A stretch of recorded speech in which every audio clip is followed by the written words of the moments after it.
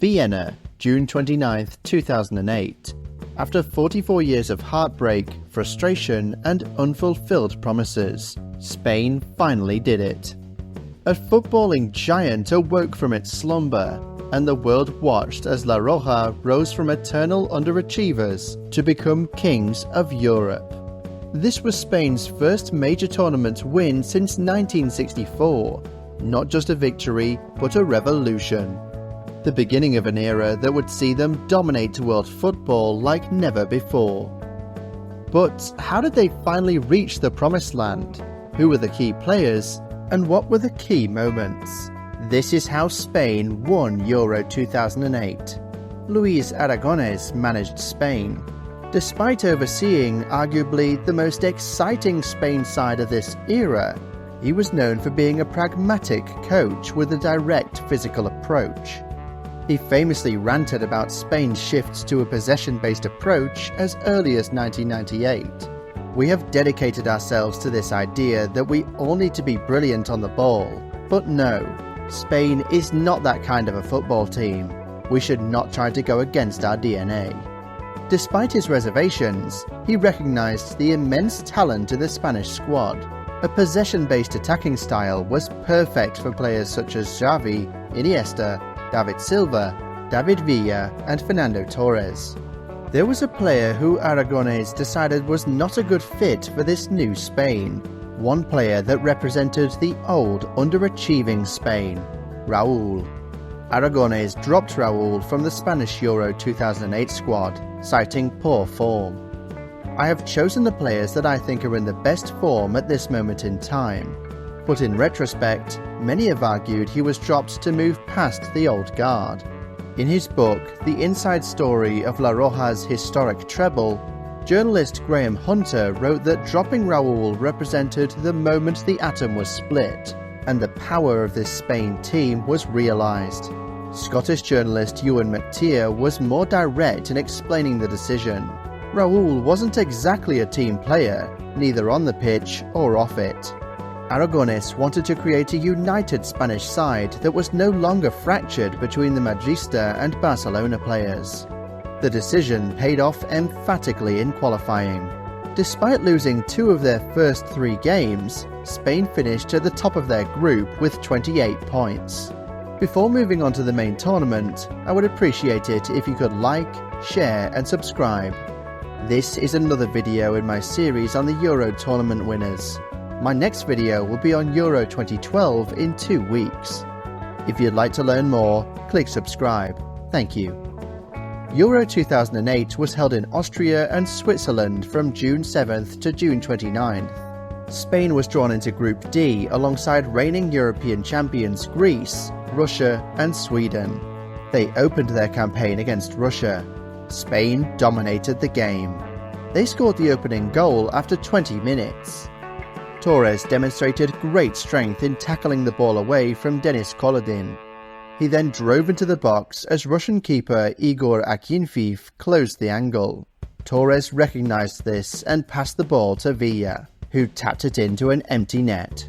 Russia had a golden chance to equalize when a low cross came to Konstantin Ziranov, but his shot hit the post. Spain doubled its lead just before half-time. Iniesta played a lovely defense-splitting through ball to Villa, who finished with a first-time shot. The second half continued to be competitive as Russia tried to fight back, but Spain had more quality. With 15 minutes left, Villa received the ball on the edge of the box and turned inside Roman Shirokov before firing a near-post shot to complete his hat-trick. To their credit, Russia kept fighting and got a deserved consolation goal in the 86th minute. Roman Pavlyuchenko headed in from close range after a corner was flicked to the far post. Spain still had time for one more goal. In the 91st minute, Villa played a sublime chip ball to Xavi, who volleyed the ball the first time, but it was saved. The ball came to Cesc Fabregas, who headed it in from close range. Fabregas was offside, but the goal stood. Spain won 4-1. Spain was confident after the game. "We came here with a dream, and tonight we showed that we mean business," said Villa after the match. Next up for Spain was Sweden. Spain made another fast start and scored after just 15 minutes. David Silva received a corner that was taken short. From the left side, he crossed the ball into the box. While battling Peter Hansen, Torres stuck his foot up and managed to direct the ball towards the goal to make it 1-0. Despite the goal, Sweden fought back and scored in the 34th minute. It came through the mercurial Zlatan Ibrahimovic. A cross came to him at the far post. Despite Sergio Ramos being close to him, he managed to control the ball, turn inside and take a shot. Iker Casillas got a touch on the ball but could not stop it from going in. In the second half, Silva and Villa exchanged lovely passes before Silva fired a shot that was saved well. Spain dominated the second half but created few chances. Sweden almost won the game in the final minutes. Peter Hansen crossed the ball, but Henrik Larsson arrived too late to turn it in. Instead, Spain got a late winner in the 92nd minute. Incredibly, it came via a long ball. Joan Capdevila hit a long ball over the top that David Villa ran onto. Despite having two Swedish players around him, he managed to get through on goal and slot the ball into the bottom corner. Spain won 2-1. After the game, Villa was ecstatic. You always dream of moments like this, to win it at the death. It's unforgettable. The win secured qualification for the next round, which allowed Spain to rest players against Greece. The game highlighted the incredible strength and depth of the Spanish squad. This B team consisted of Fabregas, Xavi Alonso and Pepe Reina. They even had room to leave Santi Cazorla on the bench. Greece had already lost both games without scoring, which meant they were already knocked out. The game was meaningless, and it showed in the first half. There was little urgency and few chances. Greece managed to break the deadlock in the 42nd minute. A free kick was whipped into the box, and a wide-open Karasteas headed the ball into the corner. The goal seemed to wake Spain up. They came out more aggressively in the second half. In the 61st minute, they got a deserved equaliser. Dani Guiza nodded down a long ball, and Ruben de la Red fired it powerfully into the far corner. Both teams had chances, but Spain won it in the 88th minute. Sergio Garcia crossed into the box and Guiza broke free to head home from close range. Spain finished at the top of the group with 9 points. Their reward was a quarter-final match against reigning World Cup champions Italy. A-Team Spain had an abysmal record against Italy. Spain had not beaten Italy in a competitive game in decades. Luis Aragonés acknowledged the difficulty of the showdown, stating, "They're not the rival I most fancied playing in the last 8. Really, really complicated. They looked like they were dead and buried in this tournament, and here they are in the knockout rounds again." Spanish media also highlighted the fear among supporters. El País expressed dismay with the headline, "Italy, always Italy." Spain dominated the ball as expected. They probed with passes and tried to break down the Italian backline, but chances were few and far between. David Silva had a low long-range shot that Buffon saved comfortably. He then had another long-range effort, but this time he just put it wide of the far post. Italy almost got a goal against the run of play. A cross came to Luca Toni, but Carlos Marchena blocked his header. The first half ended goalless. The second half followed the same pattern. Spain dominated the ball and probed the Italian defence, but were mainly relegated to long-range shots. Italy, led by Giorgio Chiellini and Cristian Panucci, were defending brilliantly. Italy ended up having a great chance to score. A chipped ball came into the box, and Toni, with his physicality, caused a goal-mouth scramble. The ball came to Mauro Camoranesi, who took a low shot. But Casillas managed to get back to his line and make a brilliant save with his feet. Spain continued to control the ball, but could not create chances and were getting desperate. David Villa got himself booked after a blatant dive in the box. The best opportunity for Spain came from Senna. He took a powerful long-range shot which was low and straight at Buffon. It should have been an easy save, but Buffon spilled it, and the ball bounced off the post and back into his arms. The second half finished goalless and went into extra time. Italy had a great chance early on when Antonio Di Natale met a cross with a powerful header that Casillas tipped over the bar. Spain again had an opportunity through another long-range shot from David Silva. This time, he hit a low shot just wide of the near post. The game went to a penalty shootout. David Villa, Grosso and Cazorla scored the first 3 penalties. Daniele De Rossi was the second taker for Italy. He struck it powerfully to the left, but Casillas made a brilliant save. Senna and Camoranesi then scored to make it 3-2 in Spain's favour.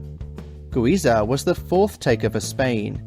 He took a weak side-footed effort to the right, which Buffon saved. Italy was back in it. Di Natale stepped up for Italy. Unfortunately, he shot similarly to Guiza, and Casillas was able to save it. Fabregas had the chance to win it for Spain. As he walked to the spot with the ball, it was obvious that Fabregas seemed to be talking to himself. It worked as he slotted the ball into the bottom right corner. Fabregas would later describe the penalty. "It's true this was the first senior competitive penalty of my career, but when I practice, I have a tendency to put it to the keeper's left. However, this time, and I don't know why, I just hesitated a split second longer than usual before pulling the trigger, and I sensed Buffon moving to his left. I changed my mind, struck it to his right, and the fact he'd just moved momentarily did the job. I just wanted to score to finish them off." Casillas highlighted the importance of this win. That was the moment everything changed. We just knew, it was finally our time. Next up for Spain was a rematch with Russia in the semi-finals. If the quarter-final was a tough, ugly win for Spain, this was their masterclass. Russia had played well since their defeat to Spain in the group stage. They beat a talented Dutch side 3-1 in the quarter-finals. Spain started well and had a chance through Torres, but was saved from close range. Pavlyuchenko took a superb curling effort from 25 yards out that Casillas saved brilliantly. David Villa took a free kick that was easily saved, but unfortunately pulled a muscle, which ruled him out for the rest of the tournament. Spain turned it up a notch in the second half. In the 50th minute, Iniesta received the ball on the left wing. He dribbled inside, put in a cross that Xavi ran onto, and volleyed in with his first touch.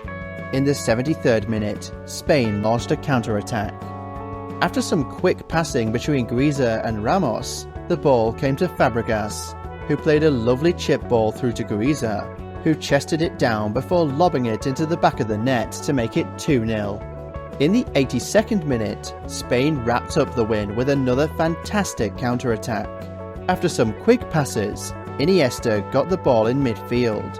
He then played a perfect chip pass to Fabregas wide on the left.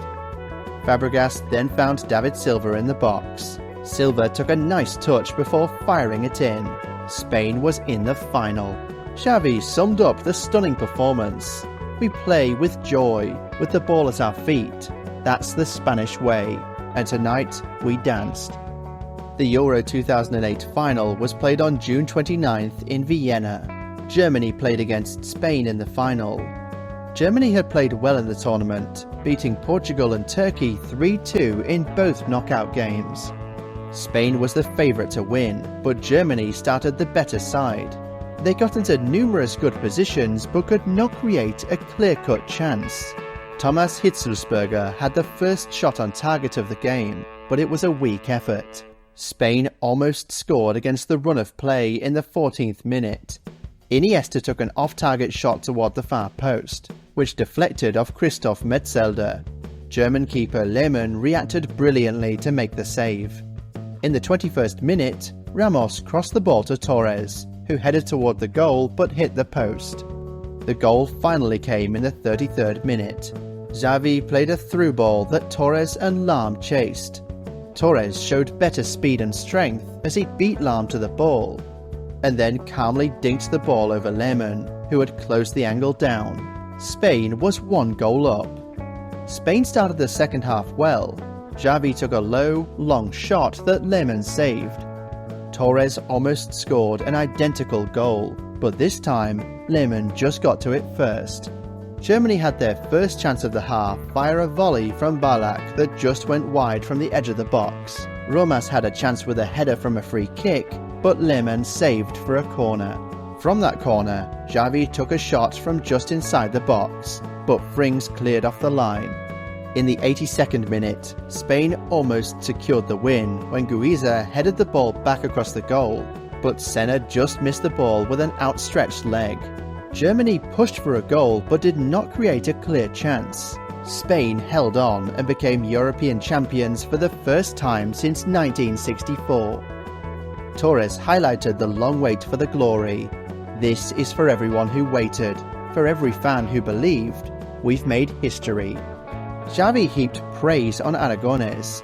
He took a gamble on the little guys, putting players like Iniesta, Cazorla, Fabregas, Silva and Villa in the team. Perhaps that's a word used too often in football, but the truth is that the football we played to win in 2008 was beautiful. Well, that was the story of how Spain won Euro 2008. My next video will be on Euro 2012 in 2 weeks, so if you'd like to know more, click subscribe. Thanks for watching.